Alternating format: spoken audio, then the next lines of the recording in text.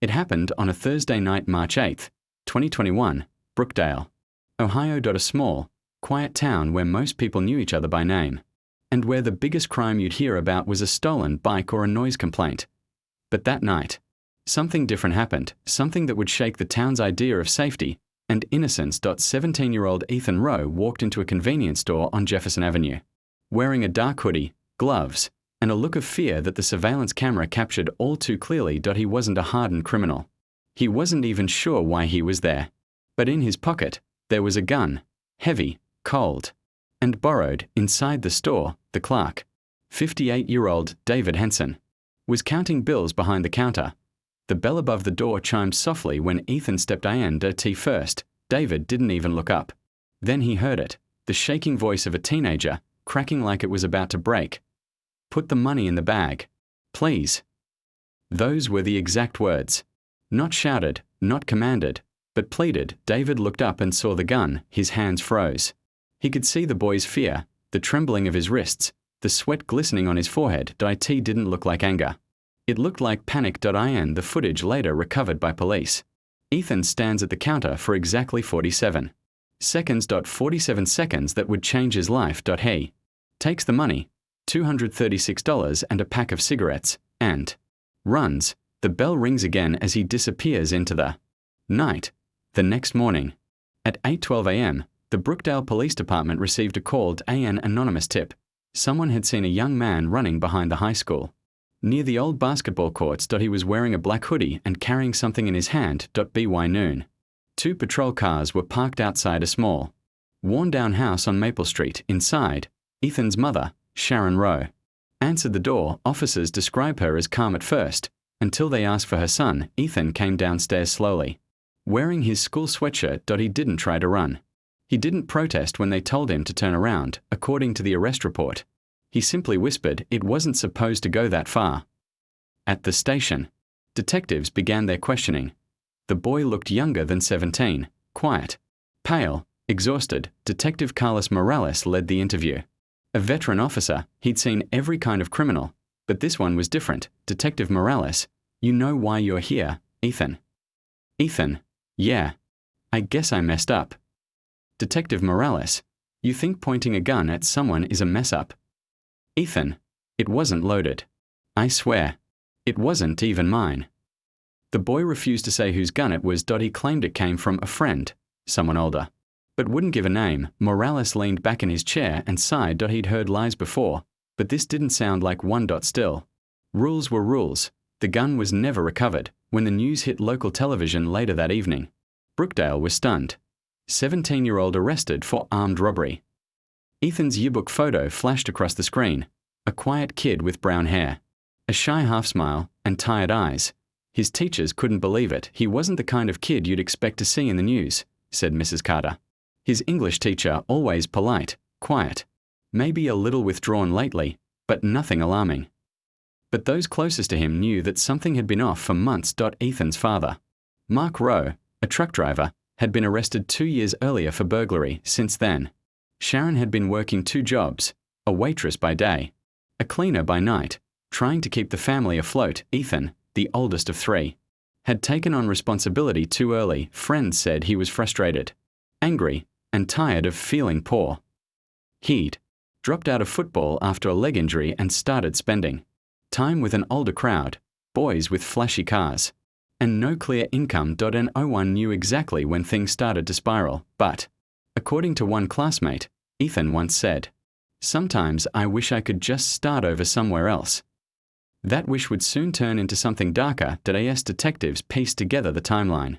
They realized the robbery wasn't random. Ethan had been at that convenience store many times before. He knew the clerk's schedule, knew when the manager left for the night, and even knew that the security camera above the fridge didn't work, or so he thought. It turned out the camera had been replaced 2 weeks earlier. Footage from that night would later become the key piece of evidence at trial, showing not a criminal, but a terrified kid who looked like he wanted to run even before the first word left his mouth. Meanwhile, in his holding cell, Ethan spent the night awake. He didn't call anyone, didn't ask for food. He just sat there, staring at the wall. When his mother came the next morning, she cried.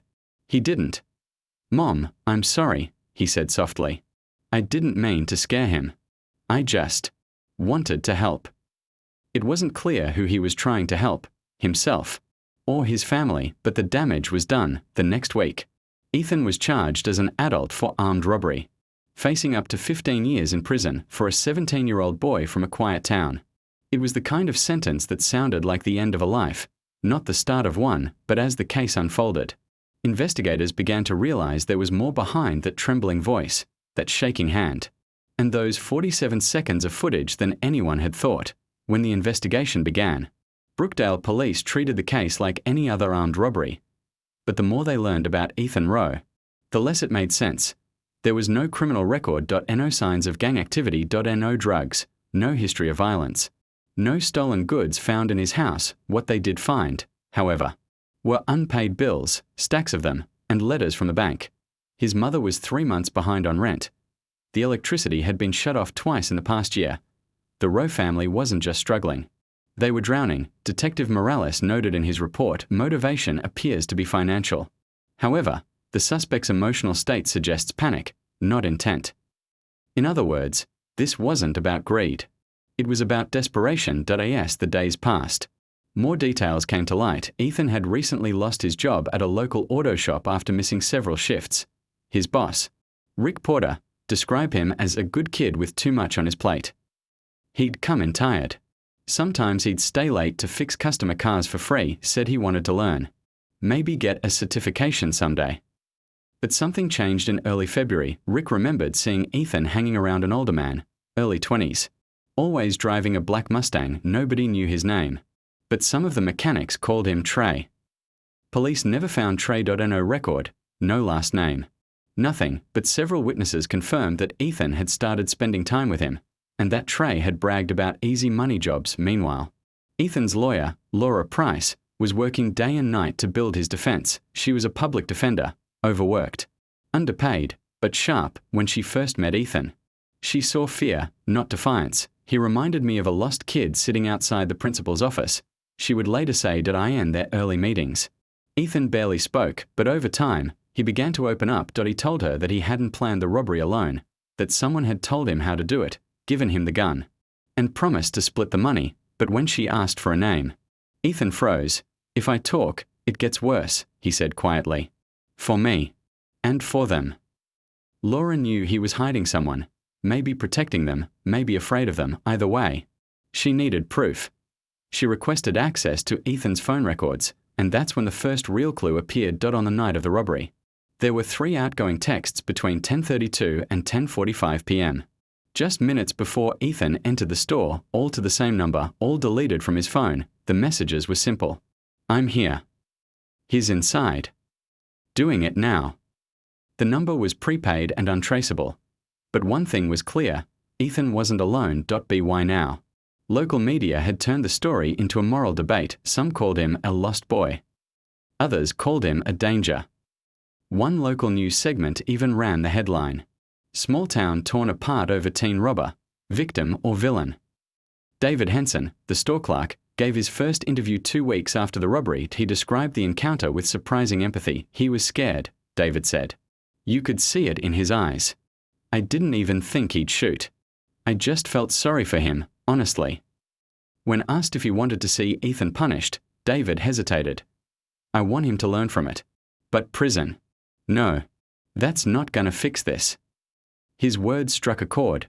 For the first time, people in Brookdale began to question whether the justice system could handle cases like this, where guilt was clear, but motive was grey. As weeks turned into months, Ethan remained in juvenile detention, awaiting trial. He wrote letters to his mother every few days. Most of them were short, simple, talking about missing home, his little brother, or his dog. Maximum, but one letter stood out. In it, Ethan wrote, "I didn't mean to hurt anyone. I thought I was fixing things. I thought if I could just bring home a little money, Mom could rest for once. I didn't think about what it would do to me." Laura kept that letter. She knew it wouldn't change the facts, but it showed the truth. Meanwhile, Detective Morales wasn't done digging. He'd been on the force for 20 years. And something about the case didn't sit right with him. He requested surveillance footage from nearby businesses around the time of the robbery, hoping to catch a glimpse of this mysterious Trey. 3 days later, he found it. A grainy clip from a gas station camera, 2 blocks away from the store, timestamped 10:38 p.m., 9 minutes before the robbery. A black Mustang pulls into the lot. The driver waits inside. A second figure, wearing a dark hoodie, steps out, the same height, the same build as Ethan Rowe. The boy walks away toward Jefferson Avenue. The car doesn't move, and then, at 10:47 p.m., the exact time of the robbery, the headlights flashed twice. A signal someone had been waiting for him. When confronted with the footage, Ethan lowered his head. He didn't deny it. He told me it was just a scare, he said quietly. He said the clerk wouldn't call the cops. He said we'd just walk away. It was then that Detective Morales realized Ethan hadn't been the mastermind. He'd been used. But in the eyes of the law, that didn't matter. The gun was in his hand.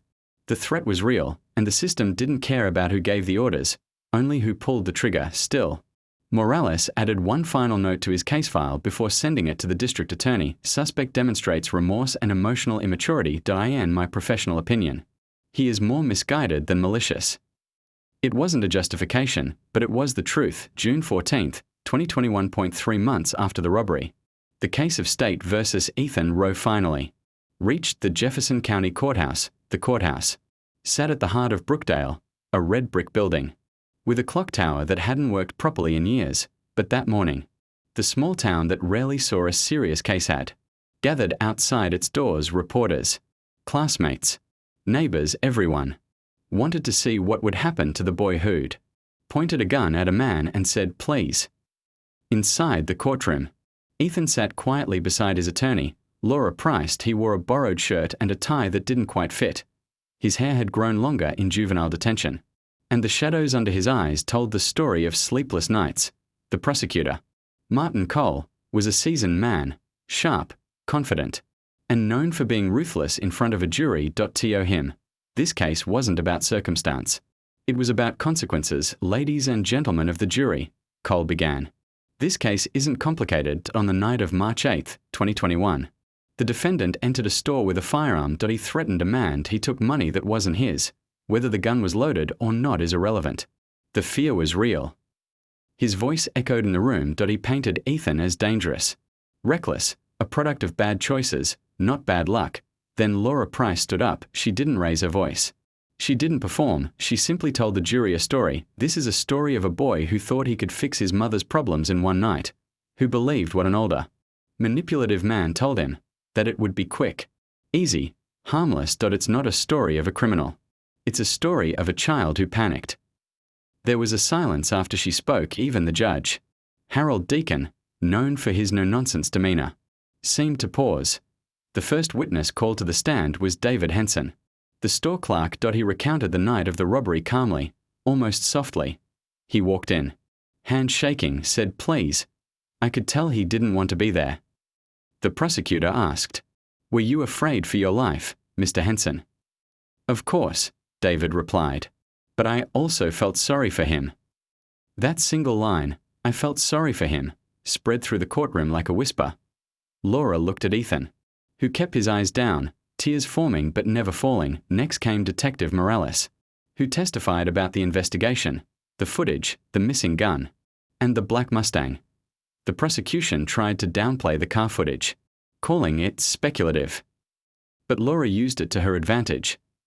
"Detective Morales," she asked, "would you say Ethan was coerced or influenced by someone older?" He hesitated, then nodded. "I believe he wasn't acting alone, and I believe he was scared." That statement didn't exonerate Ethan, but it gave the jury something crucial. Doubt.as the trial continued. Laura introduced the letter Ethan had written to his mother. It was read aloud in court, every word trembling through the silence. "I didn't mean to hurt anyone. I thought I was fixing things. I just wanted to make things right for Mom. I didn't think about what it would do to me." By the time the letter ended, the courtroom was still. Even the prosecutor avoided eye contact outside the courthouse. The story was everywhere. Local TV crews stood by the steps. Headlines shifted from "Teen robber faces 15 years" to "Did the system fail Ethan Rowe?" Some believed he should pay for what he did. Others said he was a victim himself, a boy swallowed by poverty and influence. Brookdale divided into two sides. Posters appeared near the courthouse. "Justice for Ethan." He knew what he was doing. By the second week of the trial, both sides had made their arguments. The evidence was clear. Ethan had committed the robbery. But the question wasn't whether he did it was why. Laura called her final witness, Dr. Hannah Collins, a forensic psychologist. She'd evaluated Ethan for over 10 hours in juvenile detention. Ethan exhibits signs of trauma, depression, and heightened suggestibility, she testified. He was emotionally dependent on older peers who manipulated him. He did not act out of greed, but from desperation and misplaced trust.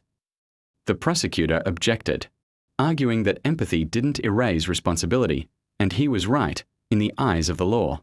Intention couldn't undo action.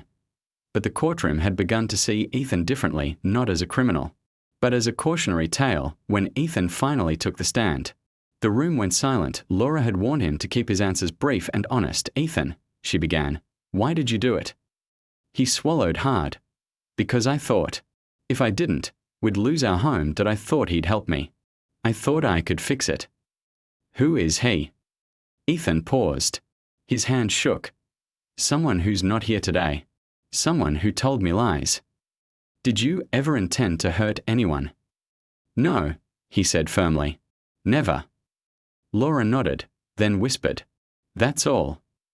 Ethan stepped down, and for the first time, the jury saw not a criminal, but a boy who looked like he'd aged 10 years in 3 months. The closing arguments would come next. Both sides would fight for their truth, justice versus mercy, and the verdict would decide whether Ethan Rowe's story would end in a cell, or with a second chance. But before that moment arrived, something unexpected would happen, something that would change the direction of the trial entirely. By the third week of the trial, the courtroom atmosphere had shifted. The jury had seen the surveillance footage. They had heard from the clerk, the detective, and the psychologist. They had read Ethan's letter, yet the question remained, who else was involved? And why had Ethan acted so out of character? Then, the prosecution introduced a new witness, a local teenager named Marcus Lane. He had been questioned earlier but only came forward now under subpoena. Marcus took the stand. Fidgeting with the microphone, he avoided eye contact with Ethan, then finally spoke in a low voice. I saw Ethan that night. He wasn't alone. There was someone in a car, a black Mustang. The boy inside told him what to do, told him not to worry. He said it would be easy, that the clerk wouldn't call the cops. The courtroom murmured. Detective Morales leaned forward. Eyes narrowing, Laura Price saw her opportunity. She motioned to the jury and asked, so, Marcus, Ethan was told what to do, wasn't he? Yes. And did Ethan threaten anyone on his own? Marcus hesitated. No. He was scared. For the first time, the narrative shifted. The teenager on trial was not the mastermind. He was following instructions from someone older, someone manipulative outside the courtroom. The story exploded across Brookdale. Headlines reflected the new angle. Teen robbery suspect was coerced. Witness says. Neighbors debated fiercely. Some still insisted on punishment. Others began to question the fairness of blaming a 17-year-old for acting under pressure inside. Ethan remained quiet. His eyes, though, betrayed a mixture of relief and guilt. He knew the truth was finally surfacing. But he also knew the consequences could still be severe. The next witness was unexpected. David Henson. The clerk returned to the stand. Did you feel threatened? The prosecutor asked. David paused. Yes, but not by him. Really, it was clear he didn't want to do this. He was afraid. He was a kid who had no idea what he was doing. Laura Price leaned in. So, you're saying that Ethan acted out of fear, not malice? David nodded slowly. Yes. This testimony added another layer to Ethan's case. It wasn't just about whether he had committed the robbery. It was about why. The final dramatic moment of Part 4 came when Ethan himself was called back to clarify. Ethan, Laura asked softly, did you understand the consequences of your actions? Ethan looked down. Yes, I did, but I thought I was helping. I thought if I could just make things right for my mom, for my family, I could fix everything. The judge, Harold Deacon, observed quietly. The jury watched. Rapt, this was the human element, the side of the story that no CCTV footage could capture. Did you ever intend to hurt anyone? Laura pressed gently. No, Ethan said firmly. I never wanted anyone to get hurt. I didn't know what else to do. A hush fell over the courtroom. Even the prosecution paused, realizing the boy before them was not a criminal mastermind. He was a frightened teenager, trapped by circumstance and bad choices. After Ethan stepped down, the defense presented final evidence, text messages from Trey, the older accomplice, though the phone was untraceable. Printed screenshots obtained from another witness revealed the manipulation. He's nervous.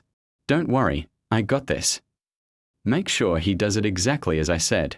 We split it later.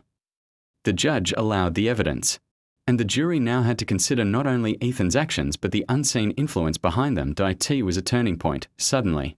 The story wasn't about a robbery anymore. It was about coercion, fear, and a boy caught in a situation far beyond his control, outside the courthouse. The townspeople reacted differently now. Some shook their heads in disbelief, others whispered about the importance of context.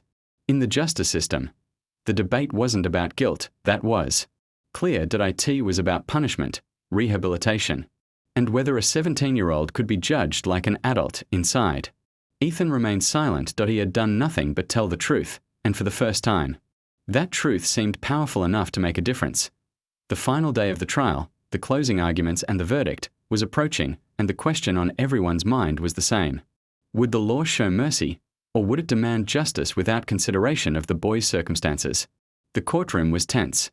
The trial had lasted 3 weeks. But for the jury, the decision still felt monumental. Ethan Rowe, 17, sat quietly beside Laura Price, his attorney. He had grown weary in juvenile detention, yet composed himself for this moment. The prosecution delivered their closing argument first. Ladies and gentlemen of the jury, Martin Cole said, voice steady. This case is simple. A robbery occurred. A weapon was used. Fear was instilled. An amount of sympathy changes the fact that a crime was committed. He paused, letting the weight of the words settle. This boy made a choice. He pointed a gun. He threatened another human being. It is your duty to uphold the law. Justice demands accountability. The defense spoke last. Ethan Rowe is a child, manipulated by older peers. Struggling under poverty and fear, Laura Price said. He acted out of desperation, not malice. He panicked. He never intended to hurt anyone. Punishing him as an adult would be cruelty, not justice. Please, consider his age, his circumstances, and the fact that remorse and understanding are already within him. The judge, Harold Deacon, instructed the jury to deliberate carefully outside. The sun was setting over Brookdale, casting long shadows across the courthouse steps. The town waited. The jury deliberated for 6 hours. 6 hours of discussion, argument, and reflection. Finally, they returned. Ethan rose. Hand shaking slightly, Laura squeezed his shoulder gently. The foreperson stood, clearing their throat. We, the jury, find the defendant guilty of armed robbery, but with mitigating circumstances. A murmur ran through the courtroom. Guilty, yes, but the words mitigating circumstances meant something significant. The jury acknowledged the coercion, the fear, and the boy's lack of malice. Judge Deacon addressed Ethan directly. Ethan Rowe, you are convicted. However, in recognition of your age, your remorse, and the influence of others, this court sentences you to 3 years in juvenile detention, followed by probation and mandatory counseling. Ethan's mother wept quietly. His siblings held his hands through the bench. Ethan, for the first time in weeks, allowed a small sigh of relief. He would not face adult prison. He would have a chance to rebuild. After the trial, Detective Morales reflected on the case. I've seen criminals, hardened and unrepentant. Ethan Rowe was neither. He made a terrible mistake, but is still a boy, and this system, it sometimes works to give a second chance. David Henson, the clerk, visited Ethan once during his detention. I want you to learn from this, he said. I don't hate you. I don't want revenge. Just grow up and make better choices. Ethan nodded. In the months that followed, Ethan attended therapy sessions, completed community service, and gradually returned to school. He was a different boy, quieter, wiser, burdened by guilt, but also learning accountability and resilience. Brookdale never forgot him. The story of the teenage boy with trembling hands, a borrowed gun, and a desperate heart became a lesson for the town. A reminder that crimes are rarely simple, that fear and coercion can drive even good kids to bad places, and that understanding and justice are not always the same thing. Ethan Rowe's story remains a cautionary tale, not of evil, but of desperation, choice, and the fragile line between adolescence and adulthood.